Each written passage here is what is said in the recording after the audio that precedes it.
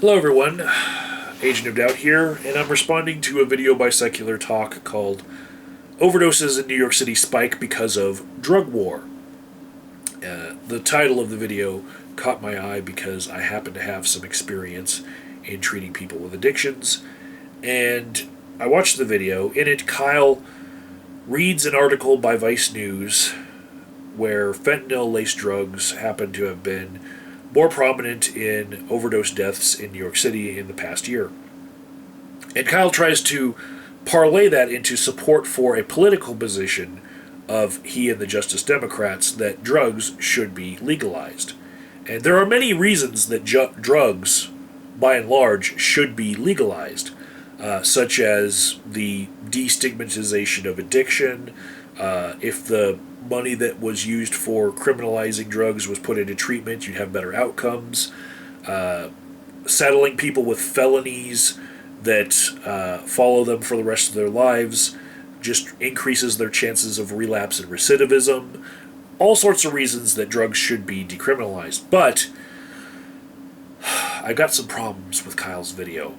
The first one is in the title, Overdoses in New York City Spike Because of Drug War. Now, the drug war has been going along longer than Kyle and I have been alive, right? The drug war has been a variable that's been pretty constant, okay? With different administrations, it's been a little bit different here and there, but pretty much the same drugs have been criminalized, and we just keep on adding drugs to the list as new ones pop up. But the drug war has been there for decades, right? We're talking about a spike in deaths, and a spike which we have scientific evidence from testing people's blood chemistry, and we can find out that fentanyl has been more prominent in these deaths. Okay, we've got evidence for the spike being tied to fentanyl hitting the market. That is what correlates to the same time frame. Okay, the drug war is the constant variable. The changed variable is fentanyl hitting the market. So no, the spike is not because of the drug war. The spike is because of the fentanyl. Even though probably more people died in all of those decades because a lot of drugs were criminalized instead of being legalized. Now, Kyle tries to buttress up his argument by saying that fentanyl wouldn't be killing as many people because of the drug war, and that's why the drug war is at fault. And some of his premises I also disagree with, and here they are. I'm going to make this as simple as possible for people. You wouldn't have nearly as many overdoses if you didn't have the drugs laced with fentanyl. You wouldn't have the drugs laced with fentanyl if drugs were regulated. And I'm glad that Kyle doesn't know enough about these drugs in order to correct himself here. Because I understand he's got a lot of fungible assets. He's got a Patreon that's paying him $250,000 a year now. So I'm glad because he's got all that money laying around, he's not blowing it on drugs and learning these things. But it's not like dealers are cutting their drugs with fentanyl in order to poison their clients. Clients are asking the dealers for fentanyl. There is a demand for it, okay? It's not that the fentanyl is an adulterant that the clients don't know about. Because of articles like this on Vice News, people have been cued in to the fact that you can add things to your drugs to make them a better heightened experience. You can get closer to that orgasmic first fucking cosmic time that you had the first time you used heroin if you fucking lace it with some fentanyl. That's what they've been told by articles like this. And so there's now a demand. And it's not that the dealers are fucking passing off heroin cut with fentanyl or cocaine cut with fentanyl. People are asking for their stuff to be laced with fentanyl.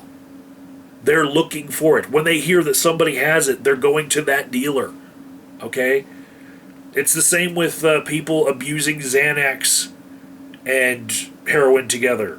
They heard that you add some benzos to the fucking heroin, and all of a sudden it's closer to that first fucking time you used it. Holy shit, I'm there. So, no. If you were to have chemically pure forms of cocaine and heroin being sold in dispensaries like we have here in Colorado for medical marijuana and now recreational marijuana, no, you wouldn't stop people from adding things to it, especially with cocaine and heroin, because the drop off on dopaminergic receptors from using those things is dramatic.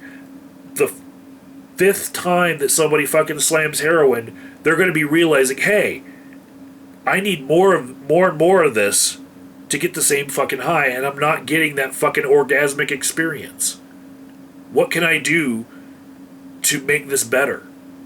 You know, what can I do to get back there? Because I really want to get back there. And they're going to start lacing their shit with all sorts of things. So no, to say that if we made it to where it was readily available recreationally would make it so that people weren't using fentanyl is just, it's absurd.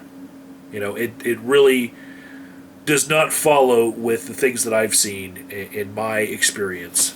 And I just wanted to respond to what he was saying with this.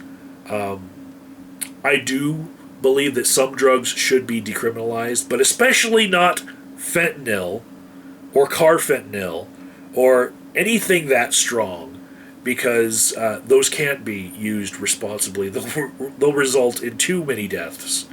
And there's a reason why we have scheduling.